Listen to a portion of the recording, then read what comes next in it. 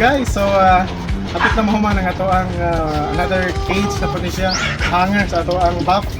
Okay, plano man ta ato kanang ato silang ibutang sa hanger na lang para mas lindot mo ng parent stock ana sa hanger. Kay mas limpyo sila, mas limpyo ang itlog. Then na nga certain advantages ng butang mo sa hanger.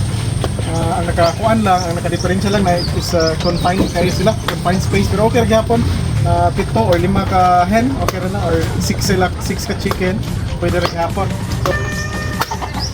So ano na guys, wala lang. So, among gigamit nga material is kanhi gapong range net, mas barato. So mas maraming gamitan, mas makatipid ta ani. Maload na nato ang atong puff.